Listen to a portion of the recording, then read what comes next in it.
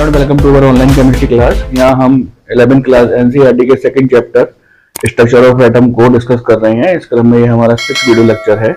इससे पहले जो हमने 5th वीडियो लेक्चर बनाया है उसमें हमने एटॉमिक मॉडल को डिस्कस किया है। उसमें हमने डिफरेंट एटॉमिक मॉडल को डिस्कस किया है, जिसके अंतर्गत J Thomson atomic model, Rutherford atomic model और उसकी कमियां हमने डिस्कस की हैं।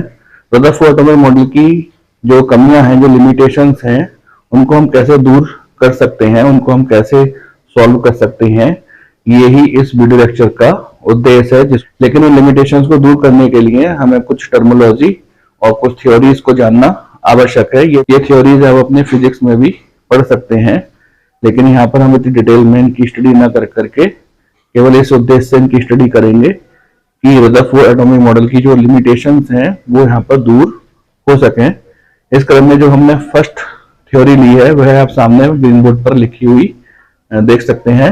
इस वीडियो लेक्चर में हम इलेक्ट्रोमैग्नेटिक थ्योरी और उसमें आने वाली टर्मिनोलॉजी को हम डिस्कस करेंगे। तो इस वीडियो लेक्चर को स्टार्ट करने से पहले मैं आपसे अवश्य कहूंगा कि एक बार हमारा 5th वीडियो लेक्चर अवश्य देखें, जिसमें कि हमने रदरफोर्ड एटॉमिक मॉडल को समझाया है। रदरफोर्ड एटॉमिक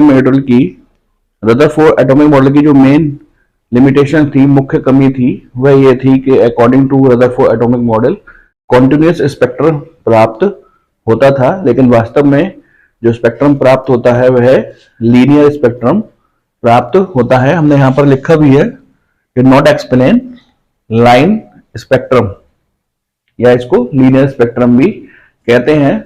अब ये लीनियर स्पेक्ट्रम क्या होता है या कॉन्टिन्यूअस स्पेक्ट्रम क्या होता है, यही समझाना इस वीडियो लेक्चर का उद्देश्य है। ये वीडियो लेक्चर बहुत छोटे छोटे पार्ट्स में होगा, आप थोड़ा पेशेंस रखिएगा और इन सब वीडियो लेक्चर को एक एक कर करके अवश्य देखिएगा, तो जाकर के रदरफोर्ड एटॉमिक मॉडल की लिमिटेशंस दूर होंगी और हम नील्स बोर एटॉमिक मॉडल की ओर आगे की ओर बढ़ेंगे। आइए इलेक्ट्रोमैग्नेटिक थ्योरी के बारे में हम डिस्कस करते हैं। जैसे कि आप सामने ग्रीन बोर्ड पर देख सकते हैं, आप इसको एज इट इज ही उतारेंगे और आप इसका स्क्रीनशॉट ले लीजिएगा। यहाँ पे मैं समझा देता हूं आपको कि ये थ्योरी सब्सटेंस की वेव नेचर को एक्सप्लेन करती है। इस थ्योरी को 1864 में जेम्स क्लार्क मैक्सवेल ने दिया। इस थ्योरी के अनुसार कोई भी गर्म वस्तु अपनी ऊर्जा को रेडिएशन के रूप में उत्सर्जित करती है। ये जो रेडिएशन होता है, जिसको हम विकिरण कहते हैं, ये दो प्रकार से दोलन कर सकता है, इन मैग्नेटिक फील्ड और इन इलेक्ट्रिक फील्ड, चुंबकीय क्षेत्र में और विद्युत क्षेत्र में। ये दोनों जो फील्ड होती हैं, ये दोनों फील्ड एक दूसरे के परपेंडिकुलर या लंबवत होती हैं। आप इसको यहाँ पर चित्र में देख सकते हैं। यहाँ पर हमने दो प्रकार की वेव बनाई है, एक जो है व्हाइट कलर की वेव है और एक जो है रेड कलर की वेव है। ये दोनों एक दूसरे के परपेंडिकुलर हैं। ये आपके देखने पर डिपेंड करता है कि आप इनको किस प्रकार से देखते हैं। आप इनको एक दूसरे के परपेंडिकुलर या लंबवत देखिएगा। जैसे कि ये एक वेव तो इस तरीके से चलेगी इस वाले मीडियम में, और एक वेव जो है वो इस वाले मीडियम में चलेगी। इन विकिरण अर्थात तरंग को चलने के लिए माध्यम की आवश्यकता नहीं होती है। तो आप अच्छी तरीके से जानते हैं, सन से जो हमको एनर्जी प्राप्त होती है हीट के रूप में, वो बिना किसी माध्यम के हम तक पहुंच जाती है। और ये जो रेडिएशन होता है उसको हम वेव थ्योरी के आधार पर हम समझा सकते हैं। तो इलेक्ट्रोमैग्नेटिक थ्योरी मुख्यतः वेव नेचर पर डिपेंड है। सामने आप एक वेव बनी हुई देख सकते हैं। ये जो वेव है इस प्रकार से चलती है, जो कि एक्स एक्सिस के अलोंग यहाँ पर मूव कर रही है। ये वाई एक्सिस है यहाँ पर। तो इसमें जो आप इसमें ऊपर वाला हिस्सा ये देख रहे हैं वेव का, इसको हम क्रीस्ट या चोटी कहते हैं। और ये जो नीचे वाला आप हिस्सा इसका देख रहे हैं, इसको हम इंग्लिश में थ्रॉट या हिंदी में गर्त कहते हैं। तो इससे संबंधित कुछ टर्मिनोलॉजी है जो कि हम यहाँ पर स्टडी करेंगे। आइए फर्स्ट टर्मिनोलॉजी की स्टडी करते हैं। फर्स्ट टर्मिनोलॉजी वेवलेंथ है, जिसको हिंदी में तरंगदैर्घ्य कहते हैं और इसको लैम्डा सिंबल के द्वारा प्रदर्शित करते हैं। जैसे कि आप सामने ग्रीन बोर्ड पर देख रहे हैं, तरंग की दो क्रमागत चोटी या गर्त के बीच की दूरी को हम तरंगदैर्घ्य कहते हैं। आप इसको ग्राफ में भी देख सकते हैं। ये दो क्रमागत चोटियां हैं इनके बीच की दूरी को हम लैम्डा से शो करते हैं, या फिर ये दो क्रमागत गर्त हैं जिसके बीच की दूरी को हम लैम्डा से शो करते हैं। इसका जो मात्रक है मीटर या एंग्स्ट्रॉन होता है, और इनमें ये रिलेशन है कि एक एंग्स्ट्रॉन बराबर 10⁻⁻10 मीटर। नेक्स्ट टर्मिनोलॉजी फ्रीक्वेंसी, इसको हिंदी में आवृत्ति बोलते हैं और इसको म्यू सिंबल के द्वारा प्रदर्शित करते हैं। एक सेकंड में जितनी तरंगें किसी स्थान से निकलती हैं उनकी संख्या आवृत्ति कहलाती है। इसका मात्रक हर्ट्ज, जिसको HZ से प्रदर्शित करते हैं, या फिर साइकिल पर सेकंड, या फिर नॉर्मली प्रति सेकंड होता है।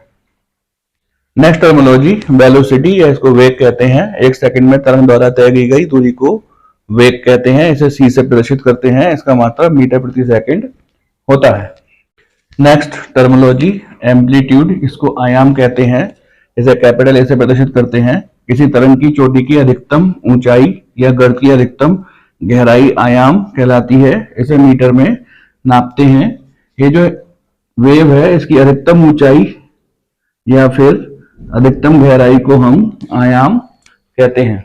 नेक्स्ट टर्मिनोलॉजी वेव नंबर या तरंग संख्या है। इसको न्यू बार से प्रदर्शित करते हैं। 1 सेंटीमीटर स्थान में जितनी तरंगें गुजरती हैं उनकी संख्या को हम तरंग संख्या कहते हैं। Nu bar is equal to 1/λ। इसकी जो यूनिट होती है मीटर इनवर्स या फिर सेंटीमीटर इनवर्स इसकी यूनिट होती है। नेक्स्ट टर्मिनोलॉजी पीरियड या आवर्तकाल होता है। एक बिंदु से दूसरे बिंदु तक गुजरने में तरंग को जितना समय लगता है उसको हम आवर्तकाल कहते हैं। इसे टॉ या टी से प्रदर्शित करते हैं। आवर्तकाल तथा आवृत्ति में जो संबंध है वो आप सामने ग्रीन बोर्ड पर लिखा हुआ देख रहे होंगे। आवर्तकाल बराबर 1/आवृत्ति, टॉ बराबर 1/न्यू, इसका मात्रक सेकंड होता है। Relation between velocity, wavelength and frequency, आवृत्ति, वेग और तरंगदैर्घ्य में जो रिलेशन है वो आप सामने ग्रीन बोर्ड पर लिखा हुआ देख रहे होंगे। न्यू बराबर C/λ। तो इलेक्ट्रोमैग्नेटिक रेडिएशन को समझने के लिए या इलेक्ट्रोमैग्नेटिक वेव थ्योरी को समझने के लिए जितनी टर्मिनोलॉजी की आवश्यकता थी वो हमने स्टडी कर ली है। ये जितनी भी टर्मिनोलॉजी है ये जब हम न्यूमेरिकल करेंगे तो उस समय ये काम आएगी। तो आप इनको ध्यान से अपनी कॉपी में लिखिएगा और इनकी बार बार स्टडी कीजिएगा। तो सामने ग्रीन बोर्ड पर आप डिफरेंट टाइप इलेक्ट्रोमैग्नेटिक रेडिएशन देख रहे हैं। जैसे कि आप यहाँ पे देख सकते हैं gamma rays, X rays, ultraviolet rays, infrared rays, microwaves, FM, AM, long radio waves. ये जितने भी रेडिएशन है वह सब आवृत्ति के घटते क्रम में और तरंगदैर्घ्य के बढ़ते क्रम में व्यवस्थित किए गए हैं। यहाँ पर हमने आवृत्ति को शो किया है और ये आवृत्ति का घटता क्रम आप यहाँ पर देख रहे होंगे। और यहाँ पर हमने तरंगदैर्घ्य को प्रदर्शित किया है और यहाँ पर आप तरंगदैर्घ्य का बढ़ता हुआ क्रम देख रहे होंगे। अल्ट्रावायलेट रेज और इंफ्रारेड रेज के बीच में जो रीजन है, जो क्षेत्र है, उसको विजिबल रेज या विजिबल रीजन बोलते हैं। इसमें 7 कलर्स विबग्योर होते हैं। आप इस इलेक्ट्रोमैग्नेटिक वेव रेडिएशन को अपनी कॉपी पे एज इट इज बना लीजिएगा। जब हम न्यूमेरिकल करेंगे तो वह on the basis of frequency and on the basis of wavelength वह आपसे रेडिएशन का रीजन या क्षेत्र पूछता है। तो उस समय ये ग्राफ, तो उस समय ये चित्र बहुत ही आपको हेल्प करेगा। तो इस प्रकार हमने इलेक्ट्रोमैग्नेटिक थ्योरी और उसके जो टर्मिनोलॉजी थी हमने उसको जाना। ये जो टर्मिनोलॉजी है वो हमको न्यूमेरिकल करने में काफी हेल्प करेगी। इलेक्ट्रोमैग्नेटिक थ्योरी की कुछ लिमिटेशंस भी हैं जो सामने आप ग्रीन बोर्ड पर लिखे हुए देख सकते हैं। ये ब्लैक बॉडी रेडिएशन को एक्सप्लेन नहीं कर पाती। सेकंड, ये फोटो इलेक्ट्रिक इफेक्ट को एक्सप्लेन नहीं कर पाती। थर्ड, हाइड्रोजन के लाइन स्पेक्ट्रम को ये एक्सप्लेन नहीं कर पाती। तो ये क्या होते हैं, ब्लैक बॉडी रेडिएशन क्या होता है, फोटो इलेक्ट्रिक इफेक्ट क्या होता है और लाइन स्पेक्ट्रम ऑफ हाइड्रोजन क्या होता है, इसको हम अपने नेक्स्ट वीडियो में समझेंगे। इस प्रकार ये हमारा वीडियो लेक्चर यहाँ पे कंप्लीट होता है।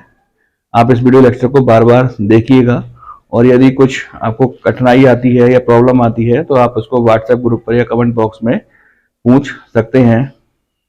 अब जब हम अपने नेक्स्ट वीडियो लेक्चर में मिलेंगे तो वहां पर हम ब्लैक बॉडी रेडिएशन को समझेंगे और जानेंगे कि ये क्या होता है।